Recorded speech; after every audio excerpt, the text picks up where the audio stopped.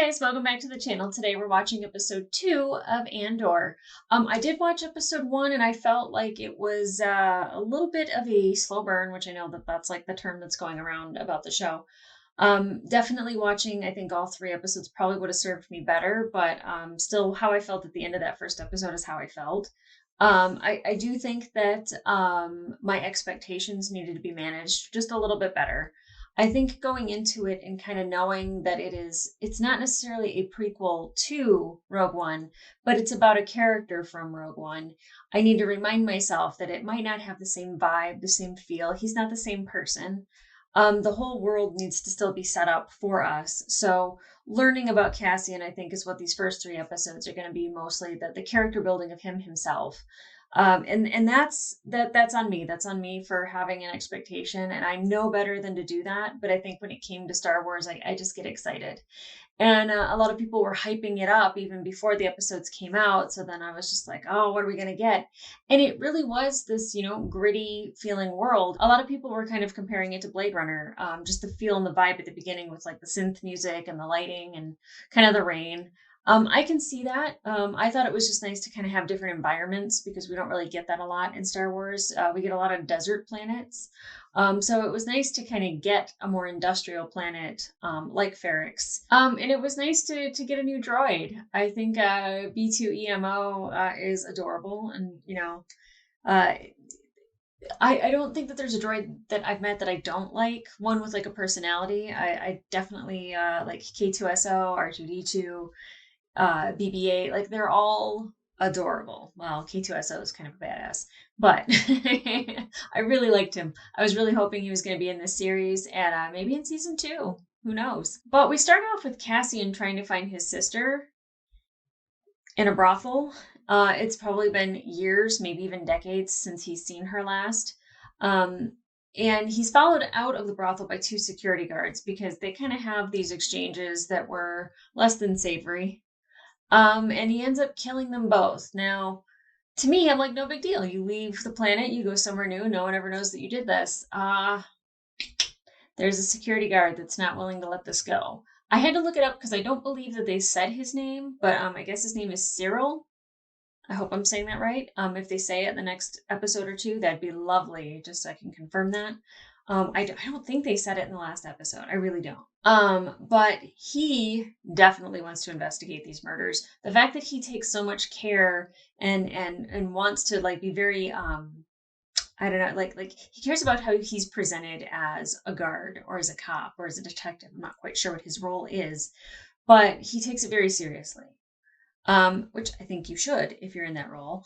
I don't want him to because he's going to find Cassian. So conundrum. I like somebody who's like very serious about that type of job. But we then see later Cassian is creating this alibi with his friend Brasso, and he's really trying to like be public about it, like, hey, we got drunk last night, and they're having an exchange to make it like really seem like this happened. And then Cassian goes and he talks to his friend Bix, who I'm not sure if she's just a friend, if she's a close friend, if she used to be somebody else to him, or if they really are just friends. I find it hard to believe.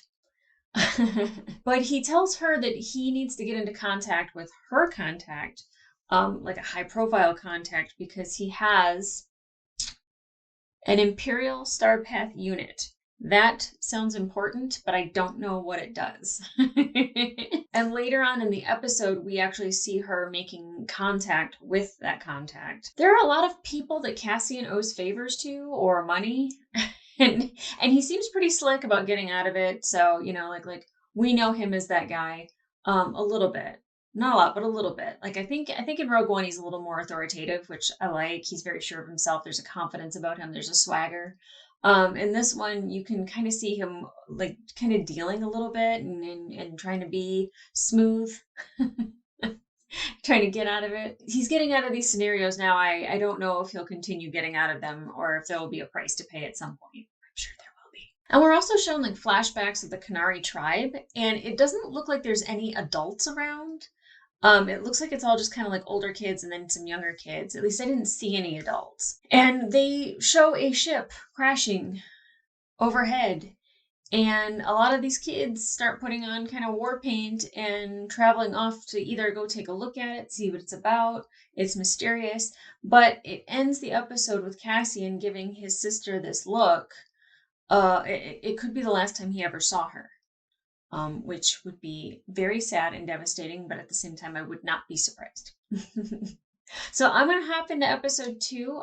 Really curious to see where the story goes. I have now managed my expectations, so I'm not expecting like a lot of action. I'm not expecting this to, immediately be the Cassian we know from Rogue One. That was a mistake on my part. I'll own up to that. I take a big fat L for that, but I want to lean into it and just kind of really enjoy this for what it is. And I'm hoping that it grips me, and I'm hoping that it's something that, I like the flavor of it and I want to come back for more. All right, guys, let's get into it. Okay, on to Star Wars. Oh, that is a hard look for a little thing like you. Oh, I'm not sad that guy died. At all. Was that... that looked like B2. I hope I'm not wrong. I don't think I've ever seen him in that before. I do like this opening. How, it looks like an eclipse of a planet or a moon, and it just turns into the Rebel Alliance symbol. It's a beautiful thing. Okay. Kenari, good. I want to see what happened. This whole ship falling from the sky. They seemed kind of, not accustomed to ships. I don't know, are they not accustomed to having ships land on their planet? Oh. Okay, so maybe they are accustomed to it. Wow. I kind of got my fear of heights kind of triggered a little bit. I kind of got a little bit of a cold chill. This guy, who takes this job very seriously. I remember this from the trailer. I was very confused as to what was happening.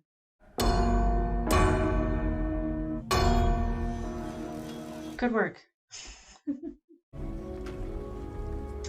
Oh, I thought it was morning, so this is nighttime. Everything okay? Just tired. Too tired for a What meal? was she doing? Thank you. Yep.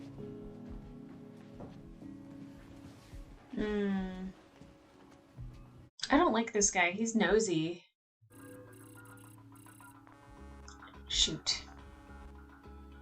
And of course, he's jealous of their relationship, so he's going to turn in Cassian.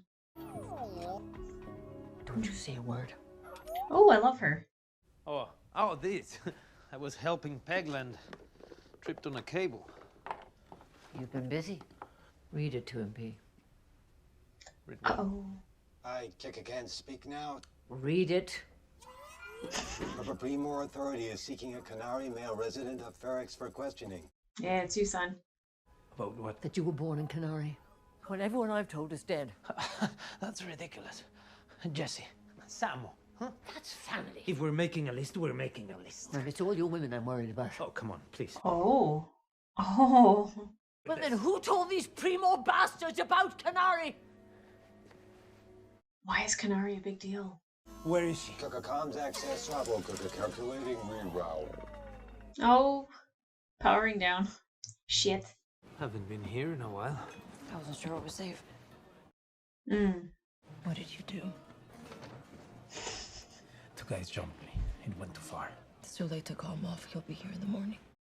That must be Stellan Skarsgård's character. Oh, is it her little jealous boyfriend? Yep.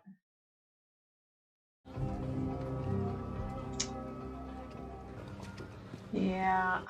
God. It's really interesting to see like a payphone on or in Star Wars. Cassian Andor. That says he's from First. This was a tip call, right? Eyewitness. Damn it. It's not too late. I couldn't sleep. Too late to keep Cassian safe. Good. Do you want something to drink or? You alright? Are we gonna get Star Wars 6? We don't really get anything saucy. Yeah, you messed up, fool. Hats off to you and Chief Inspector. 2 men dead, line of duty, colleagues. It's outrageous. Exactly. Oh, the chief inspector wanted nothing to do with this. Face your men yourself the rest of your life, knowing you did less than everything you possibly could. Oh, this guy's eating this up. He loves this shit. I'll pass along your kind words to the chief inspector. Birds of a feather. I mean, again, I don't hate this guy. Like, he's just doing his job. And Cassian is a murderer, so... That looks expensive. Now, the scene that I saw from the beginning of the IMAX Rogue One viewing that I had, he was selling this to Stellan Skarsgård's character. So hopefully that's happening in this episode, because that was a really cool scene. Why are you so far behind, boy? Please don't let anything happen to her. Ugh. Stupid music build-up. Optimized landing. Landing Yes. scanned and locked. I'm excited for him. He's just a stellar actor. And no pun intended. Creepy. Just got a few errands to run. Won't be long.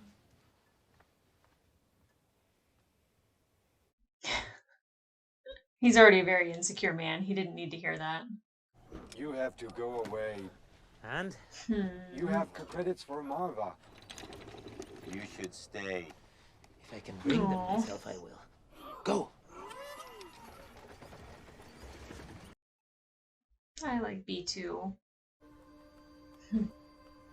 Bantha stuffed animal.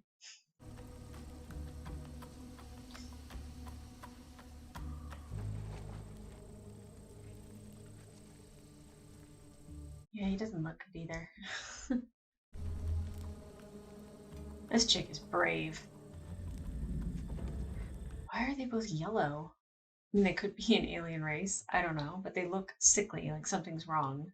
Because there's also a green smoke, or green gas that's coming out of the ship. Uh-oh.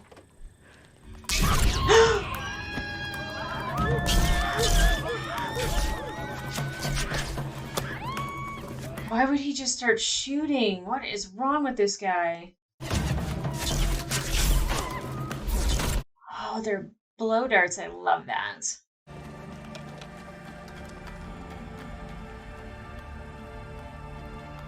Oh. Okay.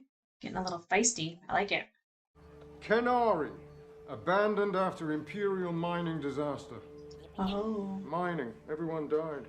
Is that why all the adults are gone? You know anybody from Kenari? What can I do for you? How much for a run to Tasser? What would we be picking up? Give me the price for not knowing. Mm-hmm. You want immediacy and discretion. That's an expensive combo. I got 500.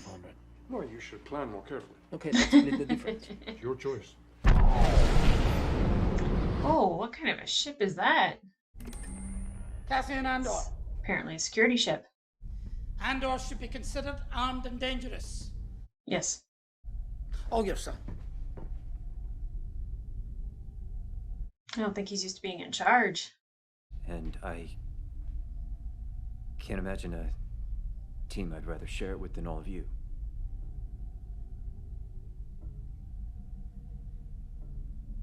Success. And, Come on, buddy. justice. Rile him up. Best of luck to us all. He's got to work on that.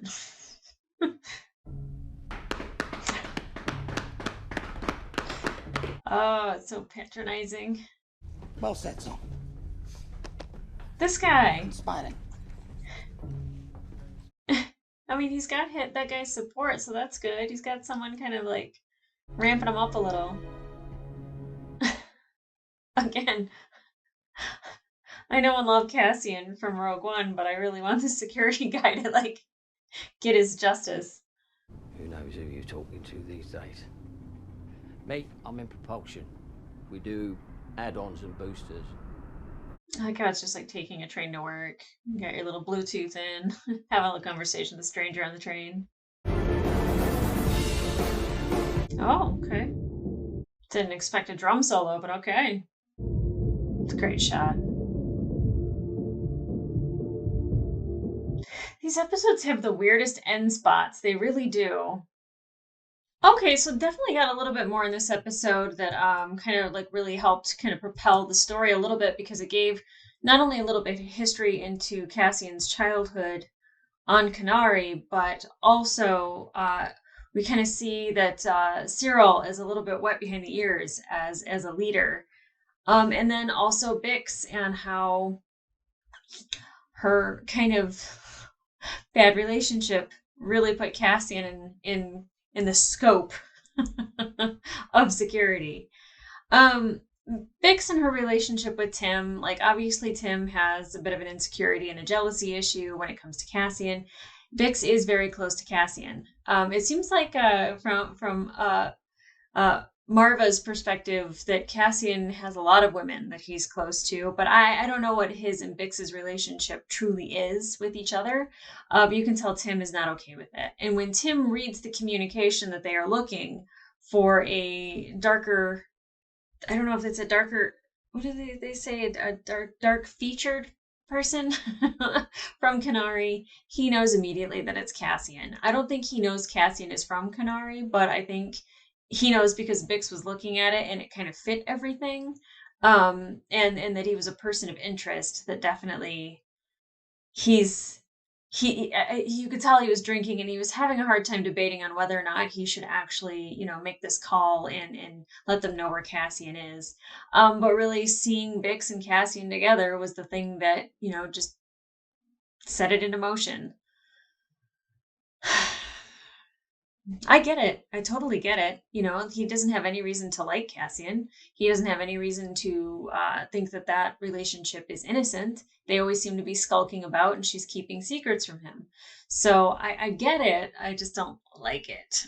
And I don't know who Marva is to Cassian. It seems kind of like a motherly figure or like a auntie kind of figure. She seems pretty upset that anyone would know that he is from Canary and not from Fest. And it seems like all of the information that is logged in any sort of system about him says he's from Fest. I don't know what the big deal is about being from Canary other than it's telling that it's Cassian. But then we learn later on, and I want to say that his name is Zanwan. I don't know if I'm pronouncing that correctly. But he's talking about Canary and what happened on Canary, that there was an industrial accident that happened and that it's a toxic wasteland, and that it's restricted by the Empire. Now, I don't know if that's what killed all the adults because of the mining accident that occurred, and that's why it's just children, but I'm guessing, because it didn't seem like there was any action happening at the mine. And it also looks like a lot of the clothes that they were wearing were adult clothes that have been cut down to fit them a little bit, like uniforms. Especially there was a girl that kind of like looked like she was wearing like an orange jumpsuit, like an X-Wing pilot almost. When the Canary group is approaching the ship, I don't know who the main girl is that's like heading the group, but she's incredibly brave. And it seemed like those two men were wearing masks and that they were yellow in color. And I don't know if that's their natural color or not, but it kind of looked like they were a little bit poisoned, especially because there was this yellowy green gas that was coming out of the ship. So I don't know if there was already a gas leak or what's going on, but it just seems like this planet has not been getting good things happening to it. A mining accident, and then this ship lands and it looks like there's a gas leak. It's not good. But then you see Cassian, who seems very upset about what happened to the leader, kind of, tighten his fist. And I don't know if he's going to go into that ship and do some investigating or not. But they seem to have very primitive weapons, but that they're really good at using them, like blow darts, like really long blow darts. It was really interesting. With Syril, he asked for help with this mosque character. They seem like two birds of a feather. Like they definitely have the same line of thinking when it comes to their jobs. They're not making up stories. They're not willing to accept half truths. And he even says half measures, which I really like. It makes me think of Breaking Bad. No half measures. And they both kind of have the same mind frame, as that this is the right thing to do. And it is. I just don't like it because it has to do with Cassian, and it's an opportunity for him to get caught and arrested. But I still do kind of actually like this guy, Syril. He's very wet behind the ears. You can tell he's trying to motivate this group and he's just not good at it. I'm hoping he gets there, actually. I would really like to see him rile up a crowd, but definitely Mosk has a way with words. He has a way of getting everybody pumped up and getting them going. And he really tries to be like kind of like a hype man a little bit for Syril, you know, just like, good job, you know, like, and Syril wasn't that great at it. Here's to hoping. Here's to hoping. And then lastly, we get Stellan Skarsgård's character, which I don't think we got a name yet. We'll probably get that next episode.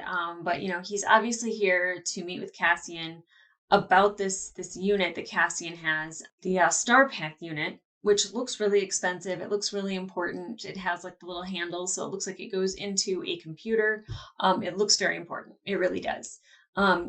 It's funny that Cassian tries to get rid of it with Bix, and like now that she knows that he's a wanted person, she kind of doesn't want anything to do with it, which I think is smart on her part. And she kind of doesn't want, not that she doesn't want anything to do with him, but she doesn't want to have long conversations where she's seen in public with him anymore, which is very smart on her part. I thought we were going to get sex in Star Wars. I really thought. Now that I've watched The Expanse and I've seen SpaceX a couple times, I'm like, okay, like let's make this happen. We can have sex in Star Wars. Come on. I don't know if they will on Disney Plus, but I would definitely appreciate it. More adult themes, yes. Well, we had a brothel. I mean, like kind of had a nightclub. Like, well, what is two lovers in the night? Work with me here, Star Wars. Work with me here. Okay, I am gonna jump into this next episode. So same hair, same clothes, but new reaction. Okay, guys, remember to like, subscribe, get your notifications so you know when I've posted something new. If you like what I'm doing, you can also head over to my Patreon for full-length reactions, as well as other shows that I'm watching over there for early reactions, like The Expanse and The Sandman and some movies. Okay, guys, I'll see ya.